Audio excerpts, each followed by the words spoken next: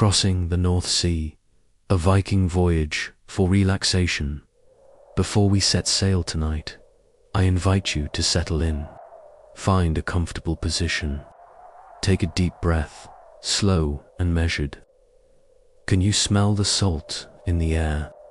Can you hear, just beneath the edges of silence, the rhythmic creak of aged oak wood? Tonight, we are not observers of history. We are participants. We stand on the threshold of one of humanity's great adventures. A journey that required no maps, no compass, no certainty of return. We are about to cross the North Sea aboard a Viking longship bound for distant shores. The year is somewhere in the late 9th century. The exact date matters less than the season. It is early summer, that brief window when the North Sea becomes, if not gentle, then at least navigable. The ice has retreated from the northern waters. The storms that lash these coasts in winter have given way to longer days and the possibility of survival on the open ocean. This is the season when the Norsemen venture forth, when the longships that have waited through the dark months are finally drawn down to the water's edge. Tonight, we join a crew of 30 men preparing to leave the safety of a Norwegian fjord. They are not raiders. These men, they carry no weapons beyond what any traveler might carry for protection against wolves or bandits on unfamiliar shores. Their cargo hold contains trade goods, furs from the northern forests, amber collected from Baltic beaches, walrus ivory carved into intricate combs and game pieces, soapstone bowls that will not crack in fire. They are merchants, explorers, men seeking fortune through trade rather than plunder. The ship that will carry us is called Havørn, Sea Eagler, name painted in fading ochre on her prow. She is not the largest of longships, measuring perhaps 50 feet from stem to stern, with room for 15 rowing benches on each side, but she is beautifully made, a testament to the shipbuilders of the North, who understood that survival on these waters demanded perfection. Every plank, every rope, every nail driven into her frame represents hours of skilled labor and generations of accumulated knowledge. As we stand on the rocky shore of the fjord, the evening air carries the scent of pine from the forests that climb the steep valley walls. The water before us is dark and still, a mirror reflecting the first stars beginning to appear in the deepening blue overhead. The ship floats at anchor just beyond the shallows, her single mast rising like a bare tree against the sky. Around us, the crew makes final preparations, their voices low and unhurried. There is no panic here, no frantic energy. These men have done this before. They know what awaits them on the open sea, and they face it with the calm competence born of experience and necessity. The captain, a man named Bjorn, whose grey-streaked beard speaks of many such voyages, stands near the water's edge, scanning the western horizon where the last light of day still lingers. He is reading the sky, the water, the wind, gathering information that will determine whether tonight is the night to depart or whether they will wait another day. His decision will be made not from charts or instruments, but from a lifetime of watching how clouds move, how waves break, how the color of the water changes with the wind. Tonight, the signs are favorable. The wind is steady from the east, the sky is clearing, and the tide is beginning to turn. In an hour, perhaps two, they will push off from this shore and point the prow toward the western horizon, toward the vast emptiness of the North Sea, toward lands that some of them have seen before and others know only from stories told. Around winter fires, we will sail with them through the night, across waters that have carried countless vessels and claimed countless lives, through darkness illuminated only by stars, until dawn reveals new coastlines, new possibilities. This is not a journey of conquest, but of connection. A thread drawn across the water linking distant peoples and distant lands. For the Norsemen, the ocean was not a barrier but a road. Difficult and dangerous certainly, but navigable for those with the skill and courage to attempt it. So breathe deeply. Feel the solid ground beneath your feet while you still can. In a moment, we will trade that certainty for the constant motion of a wooden deck, rising and falling with the swells. We will leave behind the comfort of land and hearth for the exposure and vulnerability of the open sea. But we will not be alone. We will have the ship, the crew, and the ancient knowledge that has guided seafarers since humans first dared to venture beyond sight of land. The stars are growing brighter now. The last edge of sun has slipped below the western mountains. It is time to begin. The departure twilight in the fjord, the transition from land to sea begins with small, deliberate movements. The crew wades into the shallow water, their trousers rolled to the knee, their feet finding purchase on the smooth stones worn by millennia of waves. They are loading the last provisions onto the ship, passing leather bags and wooden crates from hand to hand in a practiced rhythm that requires no spoken coordination. Each man knows his role, knows where his personal belongings must be stowed, where he will sleep, which oar he will pull. Watch how they move through the water without hurry, without wasted effort. These are men accustomed to the cold, to the bite of North Sea water that can steal warmth from flesh in minutes. They wear simple clothing, woolen trousers and long tunics, undyed or colored with subtle vegetable dyes in shades of brown, grey, and muted rust. Over these, some have thrown cloaks of heavier wool, secured at the shoulder with bronze brooches that catch the last light. Their feet are wrapped in leather shoes, softened by wear and grease. Practical rather than decorative. Bjorn climbs aboard first, his movements fluid despite his age, and begins organizing the deck. He gestures to various crewmen, directing the placement of cargo with the precision of a man who knows that balance is survival. A ship that lifts too far to one side, that carries too much weight forward or aft, will not respond properly to wind and wave. Everything must be distributed according to a calculus learned through experience, adjusted until the vessel sits properly in the water.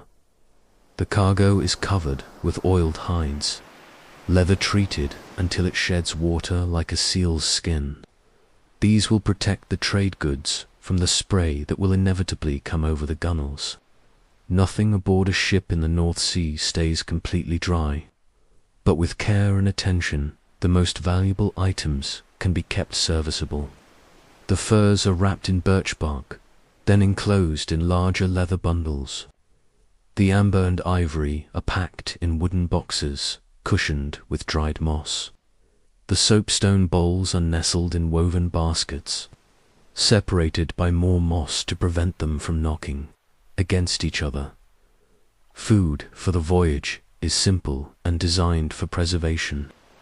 There are large rounds of hard flatbread, dried until they could almost be used as shields, capable of lasting months without spoiling. There are skins of water and mead, tied securely to prevent shifting. There are dried fish, split and salted, and dried strips of meat from the last deer taken in the spring hunt. There is butter, packed in wooden firkins and sealed with layers of salt. There are onions and dried berries, precious sources of sustenance that might prevent the slow weakness that comes from eating nothing but preserved meat and grain. One by one, the crew climbs aboard, each man finding his position. Some will row tonight, taking shifts at the oars to move the ship out of the sheltered fjord into the open water where the wind can fill the sail. Others will tend the rigging, adjust the steering, or keep watch for hazards in the darkening water. Everyone has multiple roles, for a ship this size cannot afford specialists. Each man must be able to row, to reef the sail, to bail water, to navigate by the stars. The rowing benches are simple planks laid across the ship's frame, worn smooth by years of use. Each position has its sea chest beneath the bench, a wooden box that contains a man's personal belongings, an extra tunic, a whetstone, perhaps a wooden comb or a small knife, maybe a luck charm carved from bone or antler. These chests also serve as seats when not rowing, and they're built solidly enough to provide storage without taking up valuable deck space. As the last man boards, there is a moment of stillness. The ship floats just beyond the shallows, still connected to land by a single rope tied to a boulder on the shore.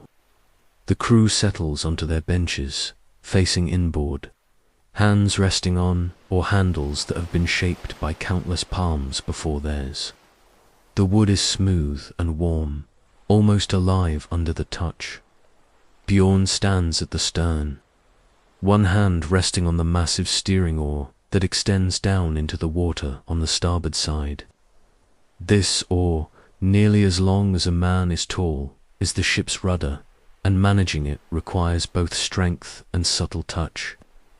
In calm waters, a child could move it. In a storm, it takes a man's full weight to hold the ship on course.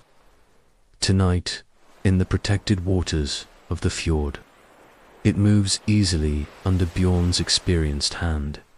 He calls out a single word, oars.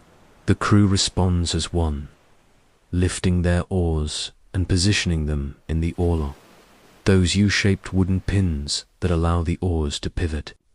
The oars themselves are works of careful craftsmanship, cut from straight-grained pine, shaped until they balance perfectly at the fulcrum point, sanded until there are no splinters to tear at blistered hands. Each oar is slightly different, sized to its position in the ship, longer toward the center where the beam is widest, shorter at bow and stern where the hull narrows. Cast off, Bjorn says, and the shore rope splashes into the water, pulled aboard by the nearest crewman who coils it with automatic precision. The ship drifts for a moment, free-floating, responding to the subtle currents of the fjord.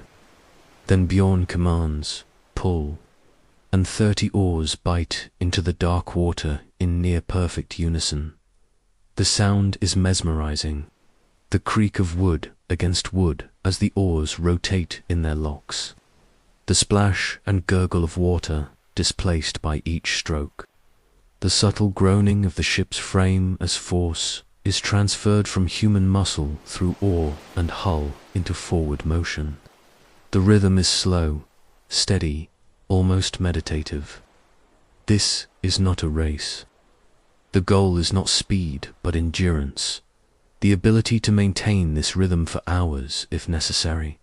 The ship glides forward, leaving behind a wake that spreads in gentle V-shapes across the glassy surface of the fjord.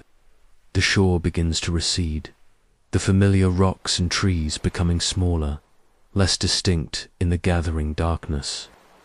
The valley walls rise on either side, dark masses against the slightly lighter sky, and the ship moves between them like a needle threading through the eye of the world as they row.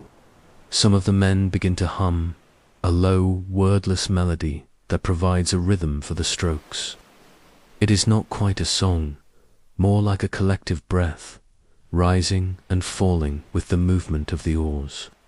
The sound merges with the other sounds of the ship, the slap of small waves against the hull, the creak of the mast in its step, the occasional splash of water droplets, falling from raised oar blades. The air grows colder as they move down the fjord toward the open sea. The mountain walls no longer protect them from the wind, and a steady breeze begins to find its way beneath cloaks and tunics. The men do not complain. They knew before setting out that cold would be their constant companion. They have dressed for it in layers, and they will endure it as they have endured it. On every previous voyage, the quality of the water changes as they near the fjord's mouth. The smooth, dark surface becomes rougher, textured by the wind that now flows unobstructed across the open ocean. Small waves begin to form, nothing dangerous yet. Just the first indication that they are leaving the sheltered inland waters for something larger, more powerful, less forgiving. At Bjorn's command, the oars are pulled inboard and laid along the length of the ship. It is time to raise the sail. 4 men move to the mast, working together to release the lines that have kept the great woolen sail furled against the yard.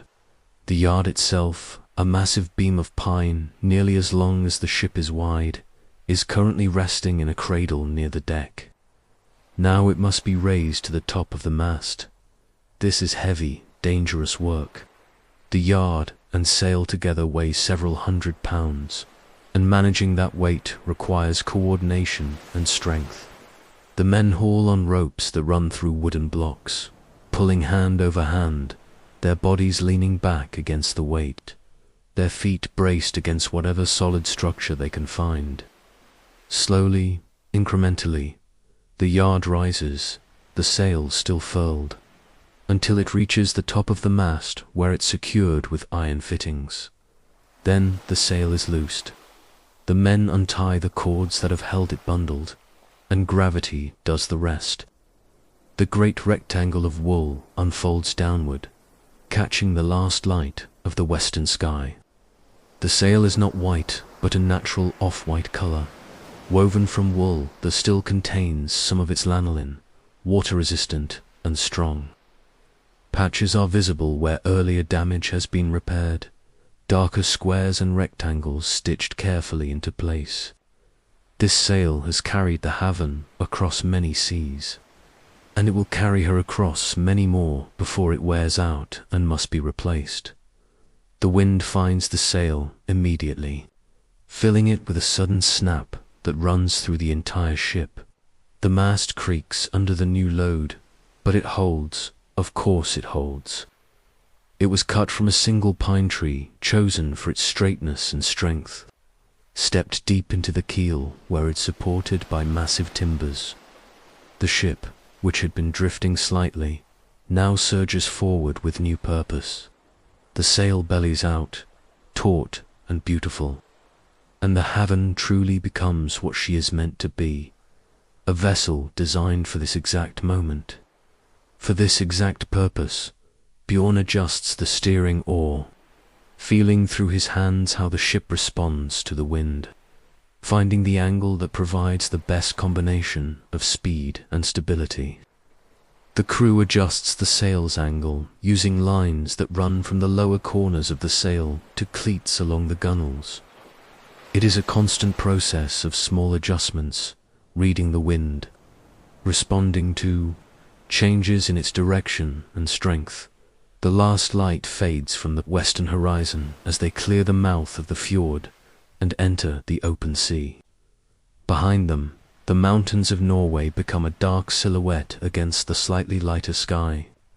Ahead lies only water, stretching to the limits of vision and beyond, grey in the twilight, marked by the white caps of small waves that march endlessly toward the east.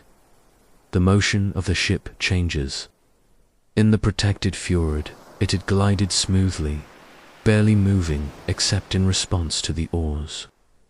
Now it begins to rise and fall with the ocean swells, long rolling movements that lift the bow, then the stern, in a rhythm that is slower and more powerful than anything human muscles can produce. This is the heartbeat of the ocean itself, and the ship rides it like a living thing, flexing slightly with each wave, the overlapping planks of the hull shifting microscopically against each other, held together by iron rivets and tar and the shipbuilder's understanding of how wood wants to move. The crew settles in for the long night ahead. Some wrap themselves in cloaks and huddle near the mast, where they're somewhat protected from the wind. Others find spaces between cargo bundles where they can wedge themselves securely. A few remain active, tending the sail, keeping watch, ready to respond to whatever the night might bring. The stars emerge fully now. More stars than seemed possible, a dense carpet of light stretching from horizon to horizon. The Milky Way, that great river of stars that the Norse called the Winter Road, arcs overhead. And there, above the northern horizon, steady and unchanging, is Polaris, the North Star, the fixed point around which the entire celestial sphere appears to rotate. Bjorn looks up at that star, as countless captains have done before him and will do after him, and he knows where he is in the world. The angle of Polaris above the horizon tells him his latitude. The patterns of stars around it tell him the time of night and the season.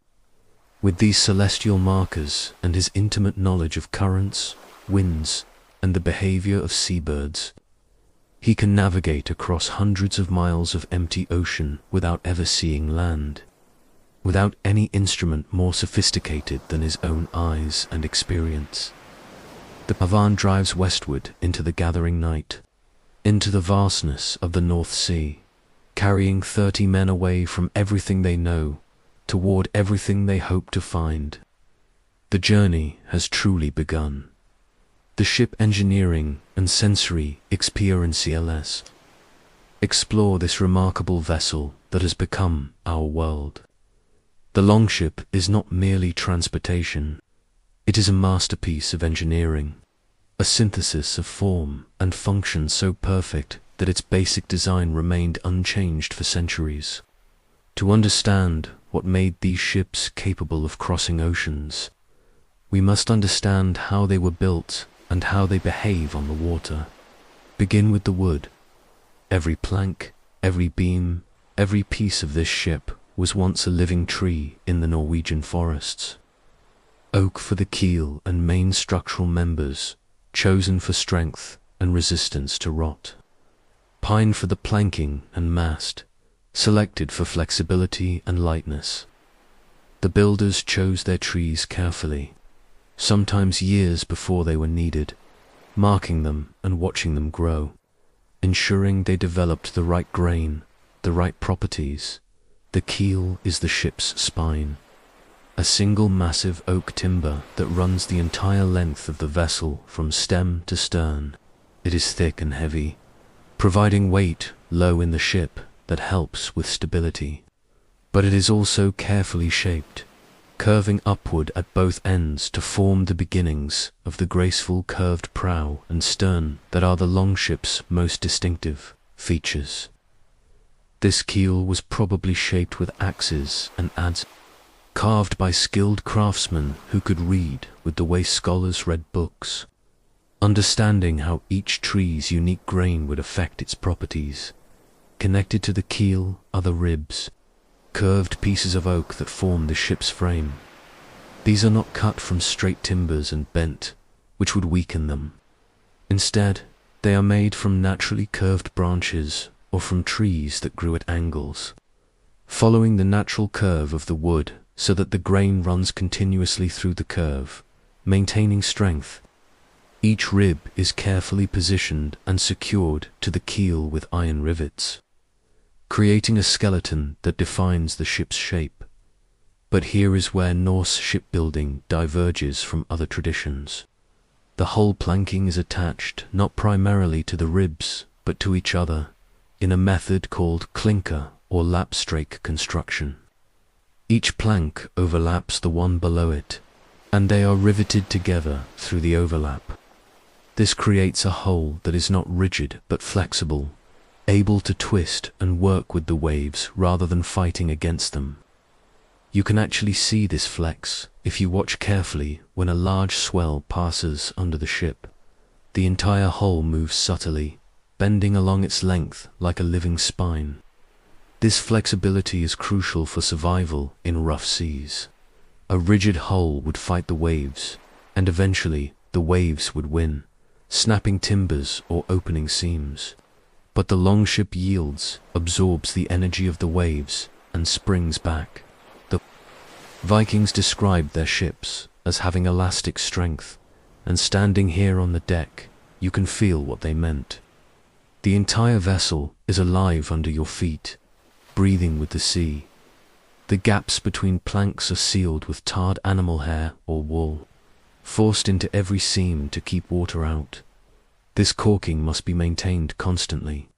It dries out, it washes away, it needs to be renewed. On a long voyage, the crew will spend time each day checking seams, recaulking where necessary, ensuring that the ship remains as watertight as possible. Some leakage is inevitable. No wooden ship is perfectly dry, but proper maintenance keeps it manageable. Run your hand along the gunwale, the upper edge of the hull. The wood is smooth, polished by countless hands, grabbing it for balance. Worn by ropes running through wooden cleats, weathered by sun and salt spray. There are notches cut into the gunwale at regular intervals. These are the oarlocks. Simple U-shaped cutouts that hold the oars in place while allowing them to pivot freely. The elegance of this solution is remarkable. No complex mechanical fittings, just wood shaped precisely to serve its purpose. The deck is not complete. There are gaps between planks that allow water to drain through to the bilge. That narrow space at the bottom of the hull where water collects. Later, when daylight comes, you'll see crewmen bailing, using simple wooden scoops to throw water overboard. It is endless work, this battle against the sea's inevitable intrusion, but it is accepted as part of life aboard ship. The bilge will never be completely dry, but it must never be allowed to fill. Amidships, the mast rises 30 feet or more into the night sky. It is thicker than a man's chest, cut from a single pine tree and carefully shaped. The base of the mast sits in a massive block of wood called the mast step, which is firmly attached to the keel. This is the point where all the force of the wind on the sail is transmitted to the ship, and it must be enormously strong. The mast can be raised and lowered, an essential feature that allows longships to navigate under bridges or to beach easily, but when it is up and the sail is full, it is held in place by wedges and by its own weight bearing down on the step. Look up at the sail itself, that great rectangle of wool that is pulling the Havørn westward. It measures perhaps 30 feet tall and 40 feet wide, woven from the wool of hundreds of sheep, each thread spun by hand, each section woven on a loom before being stitched together into this massive canvas. The weaving is tight enough to resist wind, yet the fabric retains some flexibility, some ability to breathe. Wool is an extraordinary material. It absorbs moisture without feeling immediately wet. It retains warmth even when damp, and it is remarkably strong for its weight. The sail is controlled by a complex web of ropes, each with its specific purpose. The halyard runs from the yard down to the deck, used to raise and lower the sail. The sheets run from the lower corners of the sail to cleats on either side of the ship, allowing the crew to adjust the sail's angle to the wind. There are other lines too, for reefing the sail when the wind becomes too strong, for preventing it from whipping in gusts, for maintaining tension and shape. Managing a sail this size is a constant occupation, requiring attention and adjustment as wind conditions change. The steering oar deserves special attention, for it is one of the Longship's most distinctive features. It is mounted on the starboard side of the ship, near the stern. Starboard itself comes from the Old Norse "stórborði," meaning steering side. The oar extends deep into the water, its blade carefully shaped to provide maximum leverage. A tiller at the top allows the helmsman to move it, and the oar is secured to the hull by a flexible leather strap that allows it to pivot while preventing it from being torn away by the force of water against it. Steering with such an oar requires skill and constant attention. There is direct feedback from the water through the oar into the helmsman's hands, allowing him to feel how the ship is moving, how it is responding to wind and wave. A good helmsman does not look at the oar or even consciously think about his adjustments. They become automatic, a constant conversation between man and ship, mediated through wood and water. The ship has no cabin, no shelter from the elements beyond what can be created with spare sailcloth or hides. Everyone lives in the open, exposed to sun, wind, rain, and spray. This might seem intolerable to modern sensibilities, but consider, these are men who live most of their lives outdoors, who farm and fish and hunt in all weather. They are accustomed to cold, to wet, to discomfort. What matters to them is not comfort, but competence. The knowledge that their ship is well built and well maintained, that it will carry them safely if they do their part to sail it properly. There is a particular smell aboard the ship, a combination of many elements that blends into something unique and, in its way, not unpleasant. There is the sharp, clean scent of pine tar that coats many surfaces, protecting wood from moisture. There is the lanolin smell of the wool sail, slightly oily, animal. There is the salt smell of the sea itself, pervasive and constant. There is the smell of dried fish and cured meat from the provisions. There are the human smells of 30 men living in close quarters, sweat, wool, leather, and underlying everything is the smell of wet wood, oak and pine soaked by years of salt water. A deep, earthy scent that seems to emanate from the ship itself. The sounds are equally distinctive. The wind in the rigging creates a constant low hum, rising and falling with changes in its strength. The sail, when it shifts, makes a heavy flapping sound, like giant wings. The hull, as it moves through the water, produces a rushing, gurgling sound, water flowing along the planks, curling away from the prow in gentle waves. The ship itself creaks constantly, a symphony of small sounds as wood works against wood, as iron rivets take up strain, as the entire structure flexes and responds to the sea's movements.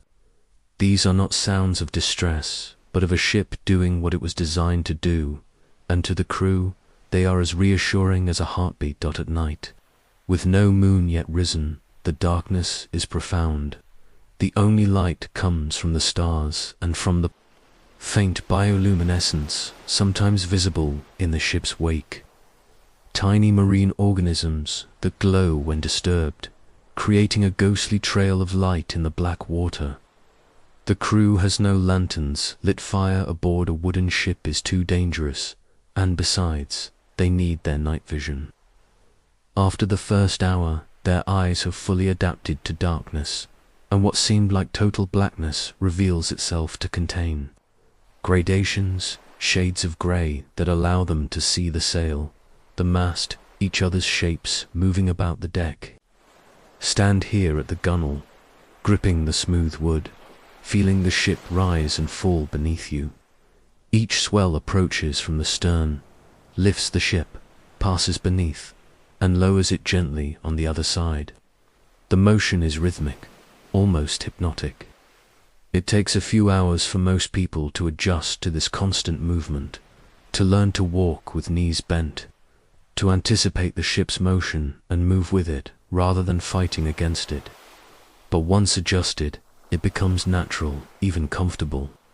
The solid land that never moves will seem strange when you return to it, your body expecting motion that no longer comes.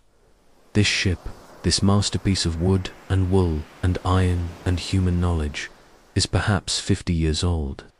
She has crossed the North Sea dozens of times, has sailed to Iceland and Ireland, has weathered storms that would terrify anyone who has not experienced them, has brought her crew home safely more times than can be counted.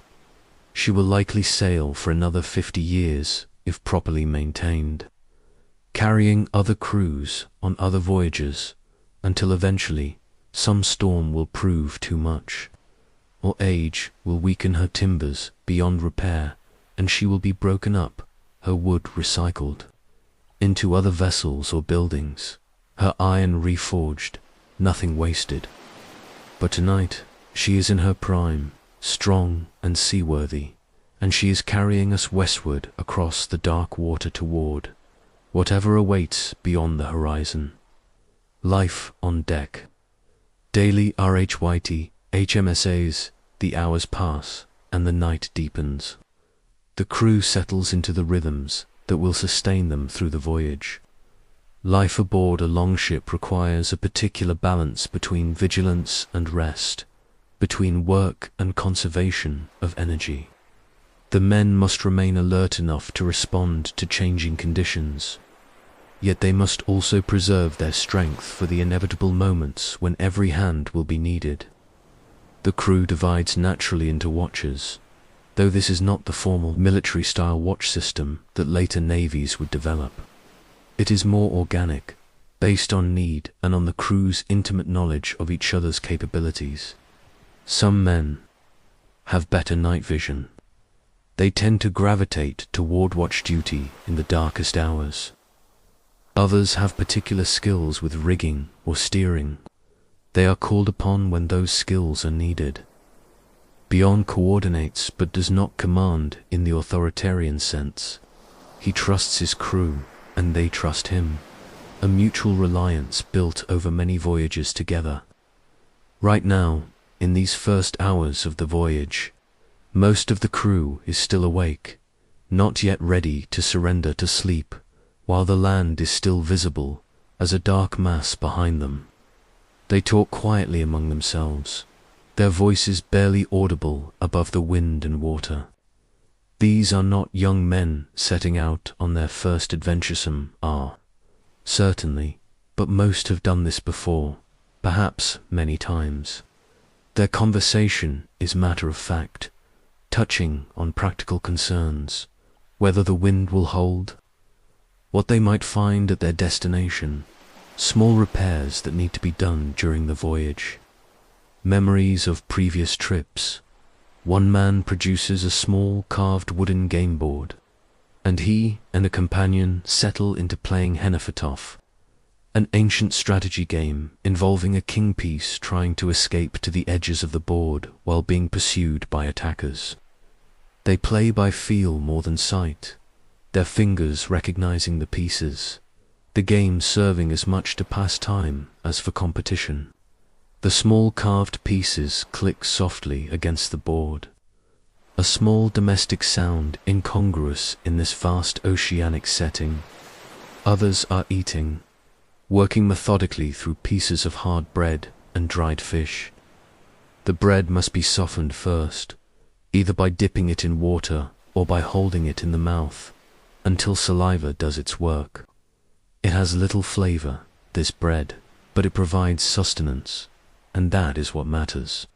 The fish is better, salmon or cod that was split and dried in the spring, still retaining some of its natural oils, salty and chewy and substantial. They eat slowly, knowing that food must be rationed, that it is impossible to predict exactly how long the voyage will take. One of the younger men unwraps a piece of preserved butter from its salt covering and spreads it carefully on a piece of bread. Butter is precious, reserved for special occasions or for those who need extra calories.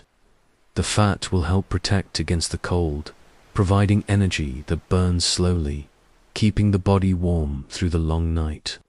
He eats it with evident pleasure, savoring each bite, then drinks deeply from a water skin, the fresh water sloshing inside the treated leather container as the night progresses and the temperature continues to drop. The men begin to prepare for sleep. This is an art form aboard a longship where there are no bunks, no mattresses, no real shelter. Each man has brought a thick woolen cloak, often lined with fur if he can afford it. These cloaks are essential survival equipment, designed to provide warmth even when wet, to serve as blanket and mattress and pillow and tent. Watch how they settle themselves. First, they find a position that offers some protection from the wind behind a sea chest. In the lee of the mast, anywhere that breaks the constant flow of cold air. Then they remove their shoes, wrapping their feet in extra cloth or placing them in leather bags designed for this purpose. Wet feet are dangerous. They lose heat rapidly and are prone to painful conditions if not cared for. Once the feet are protected, the man wraps himself completely in his cloak, pulling it over his head, drawing his knees up to conserve heat, transforming himself into a shapeless bundle. The position looks uncomfortable, cramped, exposed, and yet, within minutes, most of these men will be asleep. They have trained themselves to sleep under these conditions, to ignore the ship's constant motion, the cold, the hardness of the deck beneath them. They sleep the light sleep of people who must remain partially alert, ready to wake at a shout or a change in the ship's motion, but it is still sleep. Still rest that restores the body and mind. Not everyone sleeps at once. There are always watchers, men whose job is to scan the dark water for hazards, to monitor the sail and rigging, to alert Bjorn to any change in conditions. These watchers do not stand in one place but move about the deck, fighting the cold through motion, making circuit after circuit from bow to stern and back again. They look outward constantly, searching the darkness for things that should not be there. Other ships, floating ice, debris, the white water that might indicate rocks or shoals. They also look upward, checking the sail, watching how it fills and empties with shifts in the wind, listening to the sounds of the rigging for anything that might indicate a problem developing. A line beginning to fray will make a particular sound different from the normal hum of wind through rope. A fitting starting to work loose will rattle in a distinctive way. Experienced sailors learn to hear these warning signs, to detect problems before they become crises. Bjorn remains at the steering, or rather, he rotates with two other experienced helmsmen, each taking a turn of several hours before being relieved. The helmsman does not talk much. He needs to concentrate, to feel through his hands the constant feedback from the ship. But he is not alone. Usually, someone sits nearby, sometimes talking quietly, sometimes just providing company. The helmsman's position is crucial but also isolating, and it helps to have another human presence nearby. Someone to keep him alert during the hours when the motion of the ship and the darkness and the cold all conspire to induce dangerous drowsiness. The temperature continues to drop as the night deepens.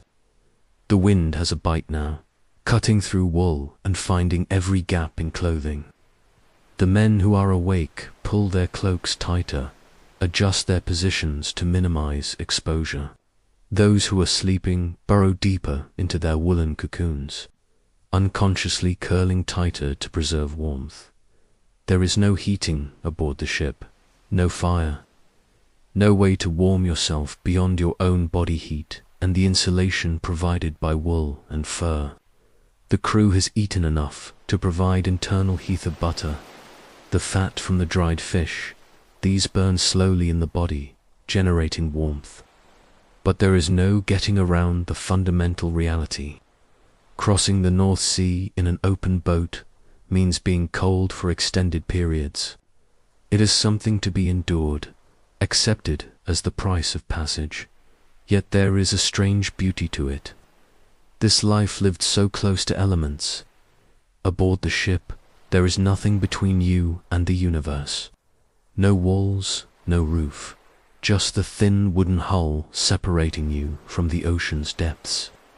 just the wool on your back separating you from the infinite cold of the night sky. It is an exposure that modern life rarely provides, a vulnerability that is simultaneously frightening and exhilarating. Consider the stars. On land, even in the 9th century, when most people lived their entire lives in small villages, there are distractions, concerns, the solid earth providing a sense of security that makes the sky seem distant. But here, on a small wooden ship in the middle of a dark ocean, the sky is immediate, overwhelming. The stars are so numerous that they seem to merge into continuous fields of light. The Milky Way is not a pale band, but a river of brilliance flowing across the heavens. The crew knows these stars intimately. They have names for the major ones, stories about the patterns they form. These are not the Greek constellations we learn today, though there is some overlap, some stars so prominent that every culture marks them. But the specific patterns, the meanings attached to them, are uniquely Norse, part of an oral tradition passed down through generations of seafarers. Polaris, the North Star, is called the lamp by some, the leading star by others. It is the most important star in the northern sky, the only one that does not move throughout the night, the one that tells you where north is, regardless of season or time. Sailors check their position relative to Polaris constantly, using their hands to measure its angle above the horizon, a technique called hand navigation that can determine latitude with surprising accuracy. Around Polaris rotate the circumpolar constellations, patterns that never dip below the horizon at these northern latitudes. There is the Great Bear, which the Norse called the wagon or the cart. There is Cassiopeia, that distinctive W shape across from the bear on the other side of Polaris. These constellations serve as a clock, their positions relative to Polaris indicating the time of night and the progression of seasons. But it is not only the stars that the watchers observe. They study the wind, feeling for changes in its strength or direction, noting shifts that might require adjustments to the sail. They watch the waves, reading in their pattern information about wind systems far away, about weather that has not yet arrived but is coming. They smell the air, seeking the particular scents that indicate land before it can be seen. The smell of soil and vegetation, the mustiness of shorebirds, even the subtle change in how the air moves when it has recently passed over solid ground. One of the watchers produces a small wooden flute, carved from a hollow bird bone, and begins to play softly. The melody is haunting, pentatonic, more about mood than formal structure. It blends with the sounds of ship and sea, adding a human voice to the symphony. The music is quiet enough not to disturb those sleeping, but loud enough to be heard by those awake. A reminder that they are not alone, that human culture persists even here. In this boundary place between land and sea, the crew shifts and adjusts through the night, each man finding his own balance between rest and vigilance. This is a rhythm they all know, a pattern repeated on every voyage. By dawn, everyone will have slept, at least some, and the ship will continue westward, drawing closer to its destination with each hour that passes. The Night Watch navigation by STRS. The middle hours of night are the quietest, the coldest, the most profound. The moon has not yet risen, and in its absence, the darkness is complete beyond the sphere of starlight. The Havørn continues westward, the wind steady, the sail full. The only sound the constant rush of water along the hull and the creak of rigging. Most of the crew sleeps now, shapeless bundles scattered across the deck. But a handful remain awake, keeping the watch that ensures survival. Bjorn stands at the steering oar, his hands resting lightly on the tiller. feeling through wood and water the ship's response to each wave, each shift in wind. He has been sailing for more than 30 years, since he first went to sea as a boy barely old enough to pull an oar.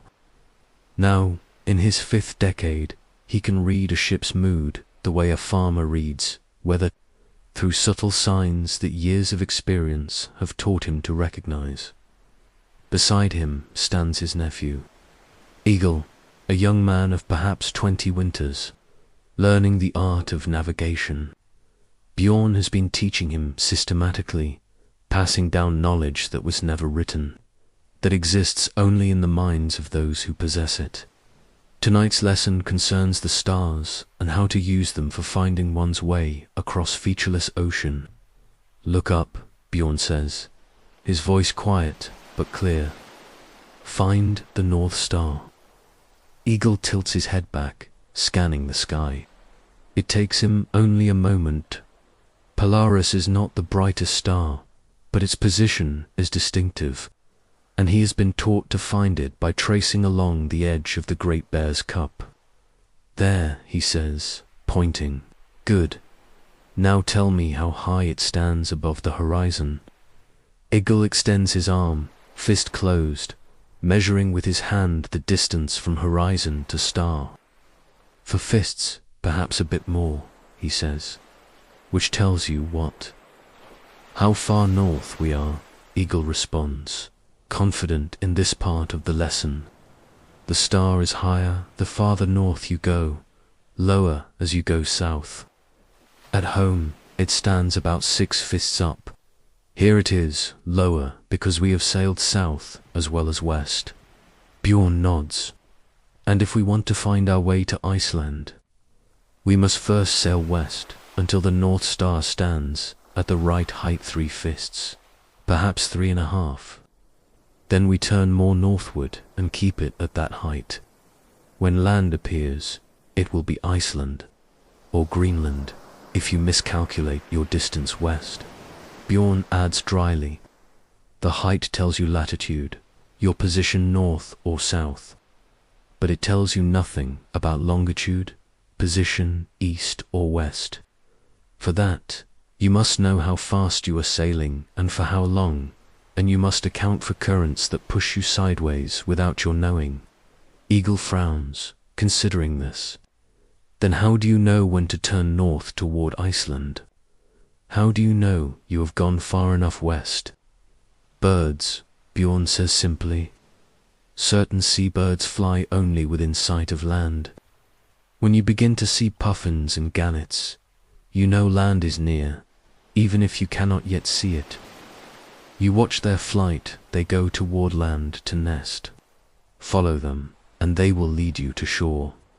And if there are no birds, then you use other signs. The color of the water changes as you approach land. It becomes lighter, greener, less the deep blue of open ocean. The waves change their pattern. Seaweed appears, species that do not grow far from shore. You might smell land before you see it, especially if the wind is coming from that direction. Every sense provides information if you know how to interpret it. Eagle is quiet, absorbing this. Then he asks, what about the sunstone? I have heard older sailors speak of it. Bjorn reaches into a leather pouch at his belt and withdraws a small piece of crystal, translucent and yellowish. He holds it up, though in the darkness it is barely visible. Iceland spar, he says. Some call it the sunstone.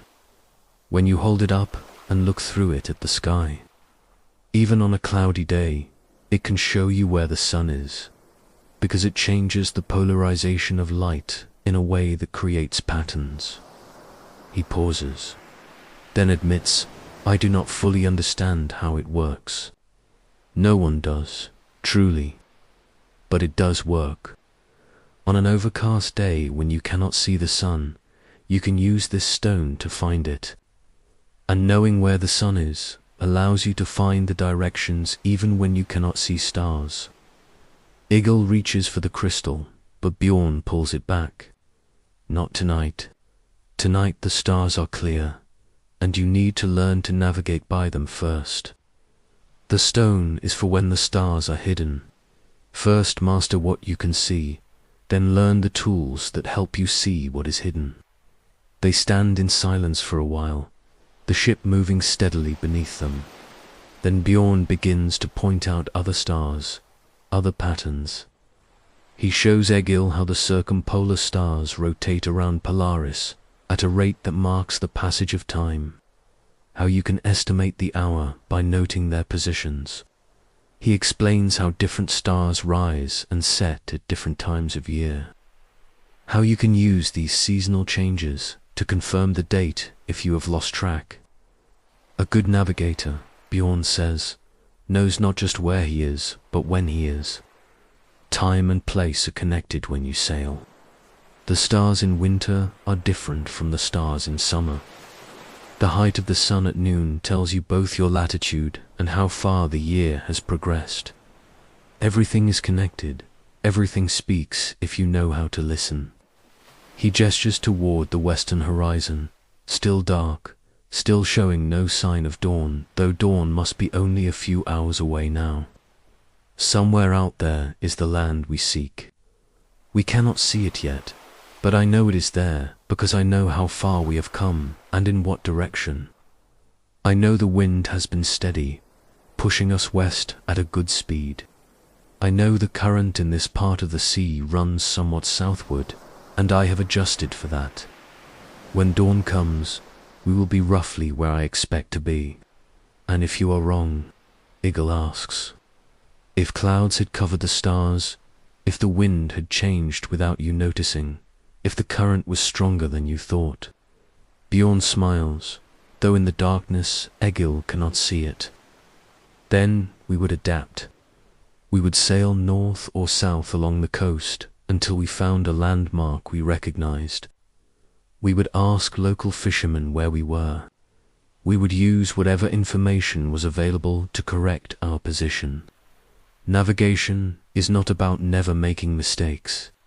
It is about recognizing mistakes quickly and correcting them before they become dangerous. Another long silence.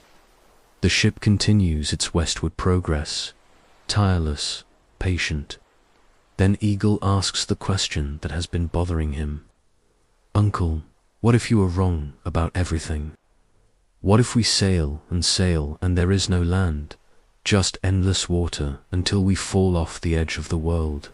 Bjorn turns to look at his nephew, though it is too dark to see his face clearly. When he speaks, his voice is gentle, patient. There is no edge to fall off, Egil. The world is vast, larger than any man can truly comprehend, but it is not infinite. Every direction you sail, eventually you will find land.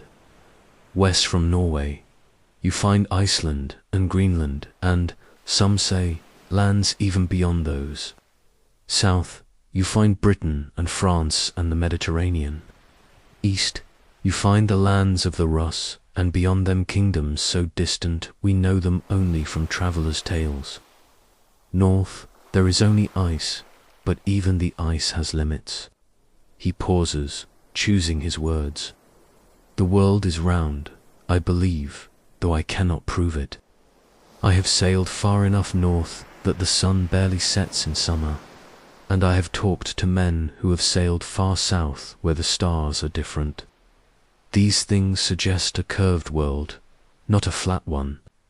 But whether the world is flat or round matters less than whether you can find your way across it. And that, I know I can do. The conversation lapses. Both men turn their attention back to the horizon, to the sail, to the subtle feedback from the steering oar. The stars continue their slow rotation.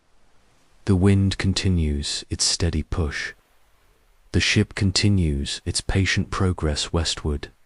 In the east, not yet visible but surely approaching, dawn waits. Another day is coming, bringing with it new challenges, new information, the continued unfolding of the voyage. But for now, in these quiet hours before dawn, There is only the ship and the sea and the eternal stars, and men who have learned, through generations of accumulated knowledge, how to read those stars well enough to find their way across hundreds of miles of empty ocean. The deep ocean, midnight silence surveillance. There comes a moment, deep in the night, when something shifts. The wind, which has been steady for hours, begins to fail. Not suddenly, not dramatically, but gradually, incrementally, it softens. The sail, which has been taut and full, begins to slacken. The ship's forward momentum decreases, and the Havørn settles into a new relationship with the sea dot, without wind to drive it forward.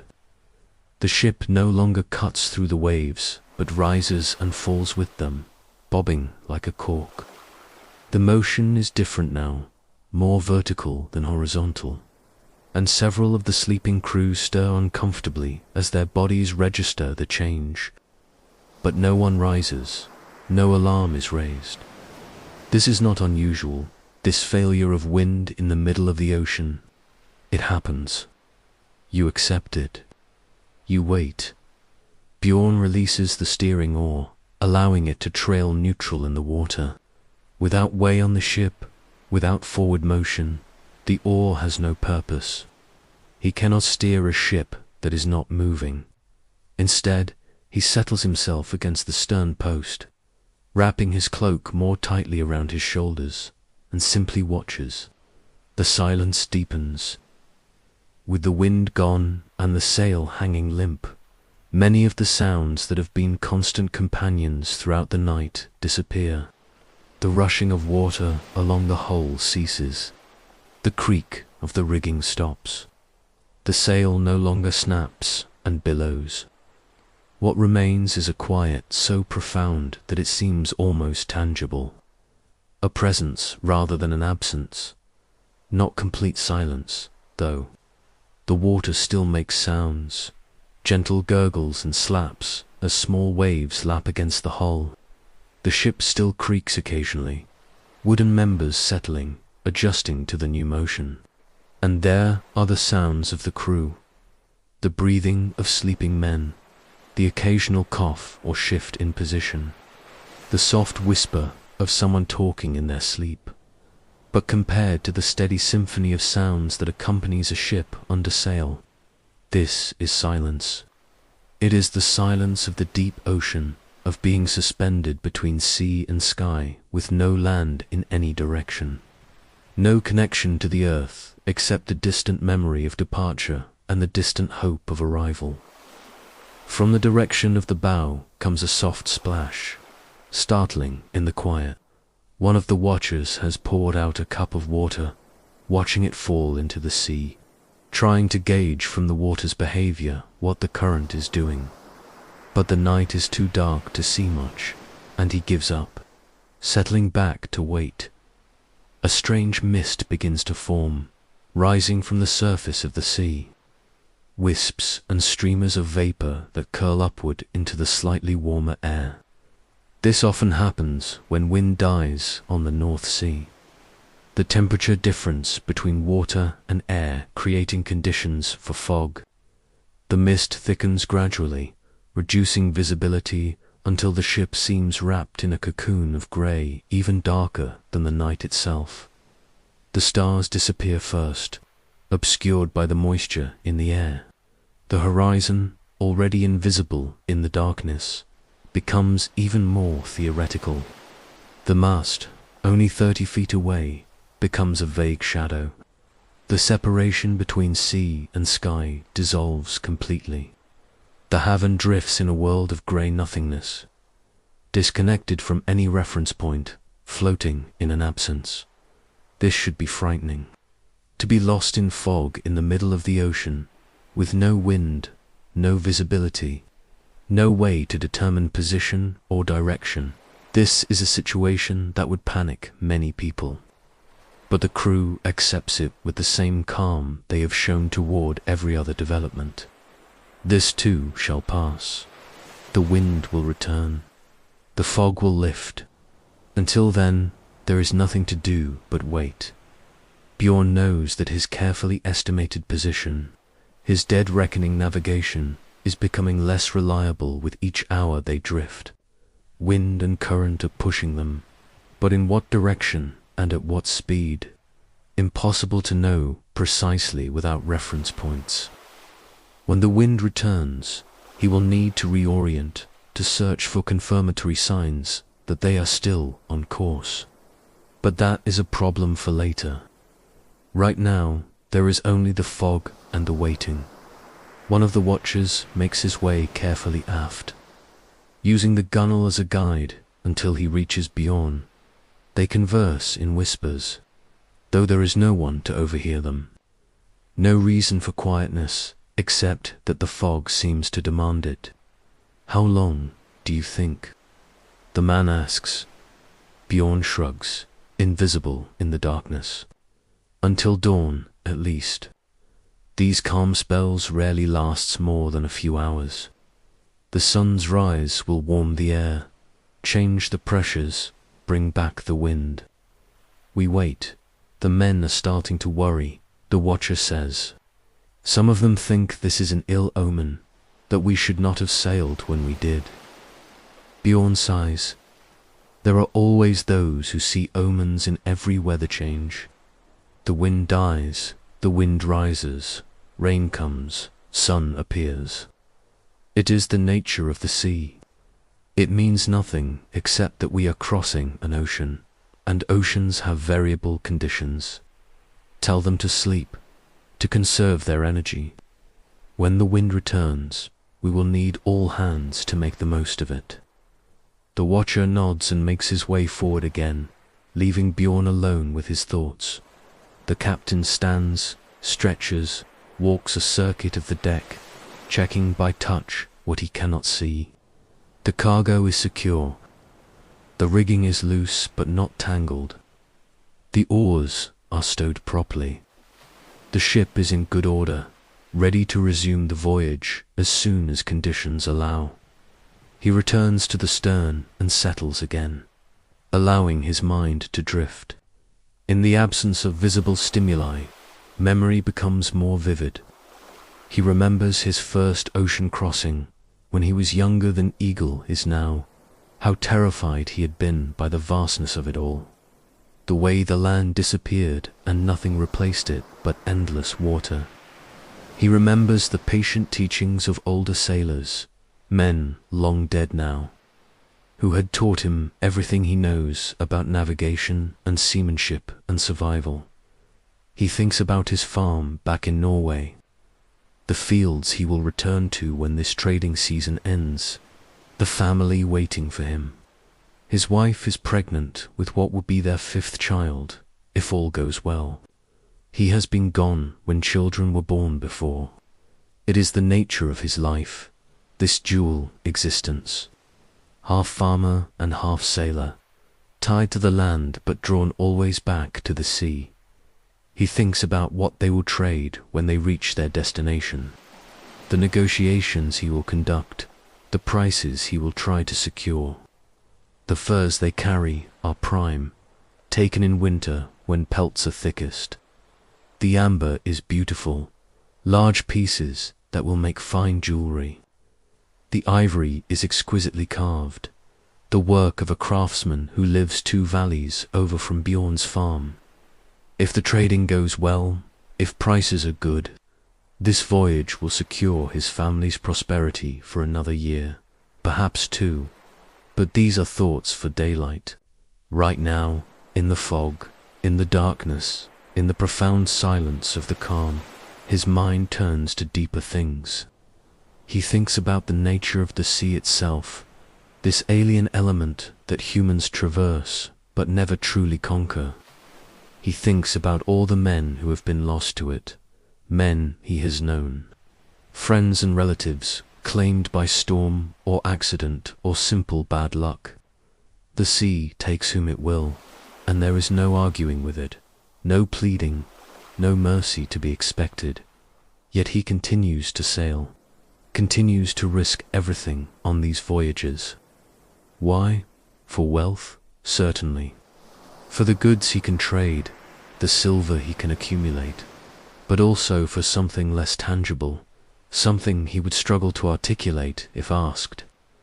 There is a freedom out here, a separation from the complications of life on land. There is a simplicity to the challenges. Keep the ship afloat, stay on course, survive. Everything is reduced to essentials, and there is beauty. Even now, in the fog, in the dark, there is beauty in the way the water sounds against the hull, in the way the mist moves in invisible currents, in the patience of the ship waiting for wind. The world is large and strange and beautiful, and every voyage reveals new aspects of that beauty, new reasons to return to sea despite the risks. Time passes, marked only by the gradual changes in the eastern sky. The absolute blackness begins to soften to grey, then to a lighter grey. The fog remains, but it is now a grey fog rather than a black one, and shapes begin to emerge from the formlessness. The mast, the rolled sail, the shapes of sleeping crewmen. The crew begins to wake, responding to the light even though the sun is not yet visible. They emerge from their woolen cocoons, stretching, groaning, checking their surroundings. The fog puzzles some of them, but Bjorn is quick to reassure. Normal, he says. It will lift. Someone produces the water skins, and the crew drinks, each man rationing himself carefully. Someone else unwraps the provisions, and breakfast is distributed. Hard bread, dried fish, a small piece of cheese. They eat methodically, without pleasure but without complaint. Food is fuel, necessary for what lies ahead. As they eat, the fog begins to thin. Not dramatically, but gradually, the visibility extending from a few feet to a few dozen yards, to eventually perhaps 100 yards. The sea around them is revealed, grey and relatively calm, small waves catching the growing light. And then, suddenly, the fog parts like a curtain, and the sun appears on the eastern horizon, a disk of pale gold hanging just above the water. The crew pauses in their eating to watch. There is something about sunrise at sea that never becomes routine, no matter how many times you witness it. The sun rises from the ocean itself, as if the water is giving birth to light, and the transformation from darkness to day happens with dramatic speed. Within minutes, the entire eastern sky is illuminated. The fog burns away completely, and the world is revealed in all its vast empty glory, and with the sun comes wind. At first just a breath, a gentle moving of the air, but it strengthens quickly. The sail, hanging limp, begins to stir, to fill, to billow outward. The ship, which has been drifting aimlessly, begins to respond, to point west again, to resume its forward motion. The crew springs into action without needing to be told. The sail is adjusted, lines are tightened, the steering oar is engaged. Within minutes, the Havørn is flying westward again, spray beginning to form at her bow. The familiar sounds of a ship under way resuming their symphony. The dark and silent hours are past. Day has come, bringing with it renewed purpose and, hopefully, the first glimpses of the land they seek. The arrival dawn, and Eliandi Felel the sun climbs steadily into a sky that is clearing from overcast to patchy clouds to, finally, brilliant blue. The wind is steady and favourable, pushing the Havørn westward at a pace that brings joy to every experienced sailor's heart. This is what the ship was built for. This combination of wind and wave that allows her to demonstrate her capabilities fully. Bjorn checks the sun's position, measures its angle, consults with the patterns of waves and the colour of the water. His internal calculation, That complex integration of direction and speed and time that constitutes dead reckoning navigation suggests they are close to their destination. Not immediately close, but within a day's sail. Perhaps less if this wind holds. He scans the horizon systematically, looking for signs. The sky ahead is clear, no land visible yet, but he is not discouraged. Land can hide behind the horizon even when you are quite close to it, especially low-lying coasts or in conditions of poor visibility. Then one of the forward watchers calls out, pointing skyward. Birds. Everyone looks. There, high above, a small flock of seabirds is visible, their white wings catching the sunlight. They are flying steadily, purposefully. Not the random circling of birds hunting for fish, but the direct flight of birds heading somewhere specific. Gannet's Bjorn identifies them. They nest on land, hunt at sea. Their presence means land is within a day's flight, perhaps less. He watches the direction of their flight, makes a small adjustment to their course to follow more directly in the bird's path. This is one of the oldest and most reliable forms of navigation. Follow the birds home. Over the next hour, more birds appear. Puffins now, distinctive with their colorful beaks, flying low over the water. Terns, elegant and fast, diving occasionally to snatch fish from just beneath the surface. Each species confirms what Bjorn already suspected. They are close. Then comes the smell. It is subtle at first, easily missed if you are not paying attention. But it is unmistakable to anyone who has spent weeks breathing nothing but salt air. It is the smell of land, soil and vegetation, the faint mustiness of shore, the organic richness of earth that the sea entirely lacks.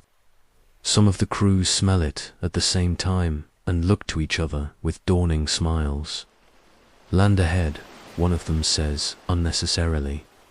But the words needed to be spoken, the confirmation made verbal. Bjorn nods, satisfied.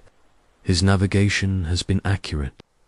They are precisely where they should be, approaching the coast they had aimed for all along. Now it is just a matter of time before land reveals itself visually, emerging from the horizon that has been empty for so long. The watch is doubled. More eyes scan the western horizon, looking for the first sign. It could be anything. A smudge that is darker than the water. A change in the pattern of clouds that indicates land beneath them. The flash of white that could be waves breaking on a shore or reef. It is Egil who spots it first. His young eyes, sharpest on the ship, pick out what others miss. There, he says, pointing slightly north of west. I think. Yes, definitely. Land. At first, others cannot see what he sees. Then, as their eyes adjust to what they are looking for, it becomes visible to them as well. A darkness on the horizon, barely distinguishable from the water, but solid, unmoving. Real land. A cheer goes up from the crew, spontaneous and joyful. They have done it. They have crossed the North Sea, navigated by nothing but stars and experience and luck, and they have found the land they sought. The sense of accomplishment is profound, a shared triumph that binds them together. As they draw closer over the next hours, the land resolves into detail. Low cliffs, green hills, the white of waves breaking on rocks. Trees become visible, and then individual buildings, smoke rising from hearth fires. This is a settled coast, people living here. A civilization that will welcome traders from across the sea. The Havørn makes for a natural harbor that Bjorn recognizes from previous visits. A protected bay where ships can anchor safely. As they enter the calmer waters of the bay, the sail is lowered and oars are deployed. The ship glides under oar power now, maneuverable and responsive, approaching the shore with care. People on shore have seen them coming and gather at the waterline. There is no alarm, no defensive preparations. Foreign ships are common here, traders and travelers from across the sea. The presence of the Havørn is welcome, promising new goods, news from distant lands, the economic exchange that benefits everyone. The keel touches bottom in shallow water, and several of the crew jump overboard, splashing through the surf to pull the ship higher onto the beach. The voyage is complete.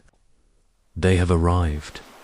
As the crew secures the ship and begins the process of unloading cargo, as they exchange greetings with the locals and begin the negotiations that will occupy the coming days, we can step back and contemplate what we have witnessed. We have crossed the North Sea aboard a Viking longship, experienced the cold and the darkness and the vastness of the ocean. We have felt the ship's motion beneath us, heard the constant symphony of wind and water and wood. We have navigated by stars, waded through calm, and finally reached a new shore. This voyage, though fictional in its specific details, is entirely authentic in its broader reality.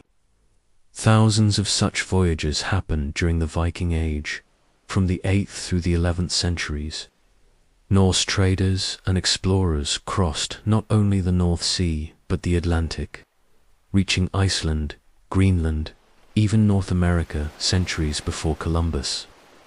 They did this without compasses, without maps, with nothing but wooden ships and accumulated knowledge and extraordinary courage. The Longship itself was one of history's great technological achievements, a vessel that combines seaworthiness with shallow draft, speed with cargo capacity, warfare capability with mercantile practicality. Its design was so successful that it remained essentially unchanged for centuries, and its influence can be seen in ship design even today. But beyond the technology, beyond the navigation skills and seamanship, what strikes most powerfully about these voyages is the human element. These were men and, sometimes women, for Norse women occasionally traveled and even fought aboard ships, who willingly ventured into conditions of hardship and danger for trade, for exploration, for the simple human urge to see what lies beyond the horizon. They lived close to nature in ways that modern life rarely permits. They knew cold and hunger. They knew the terror of storms and the tedium of calms. They knew what it meant to be genuinely far from help, to have survival depend on skill and preparation and luck. And they did this repeatedly, season after season, generation after generation. Their legacy extends far beyond their own time. The Norse expansion across the North Atlantic established communities that persist today. Iceland and the Faroe Islands remain inhabited, speaking languages descended from Old Norse. Even Greenland, though its Norse population eventually died out, bears place names from those early settlers. And the brief Norse presence in North America, at L'Anse aux Meadows in Newfoundland, represents the first known European contact with the New World. But perhaps their deepest legacy is the demonstration of human capability. The Viking voyages proved that oceans are not barriers but connections, that humans with determination and ingenuity can traverse enormous distances despite technological limitations. They showed that knowledge accumulated over generations, passed down through oral tradition, can be as effective as written manuals. They proved that courage and skill can overcome odds that seem, on their face, impossible as you drift toward sleep tonight. Let these images stay with you, the ship rising and falling on ocean swells, the sail filled with wind, the stars wheeling overhead in their eternal patterns. Feel the cold wind on your face, smell the salt spray, hear the creak of wood and the rush of water. These are sensations that connected you, for a few hours, to a world very different from your own. A world where human power and natural forces met directly. Without the buffers of modern technology, the Vikings understood something fundamental, that life at its core is about confronting challenges, about venturing into uncertainty with preparation and courage, about finding your way across dark and empty spaces to reach distant shores. Whether the voyage is across an ocean or through the challenges of daily life, the principles remain the same, so rest well, knowing that thousands of years of human experience have shown that even the darkest night eventually gives way to dawn, that even the longest voyage eventually reaches shore, and that courage and skill and patience can carry you through whatever seas you must cross. If you found this journey meaningful, if these hours aboard the Havørn brought you peace or wonder or the pleasant exhaustion that precedes deep sleep, consider subscribing to Nocturne of History. There are many more such voyages to take, many more historical moments to explore in the quiet hours before dawn. And I'd love to hear from you. Where in the world are you listening from tonight? And what historical journey would you like to take next? Until we meet again under the stars, may your sleep be deep and your dreams be filled with the beauty and wonder of history's endless stories. Safe harbor, wherever you may be.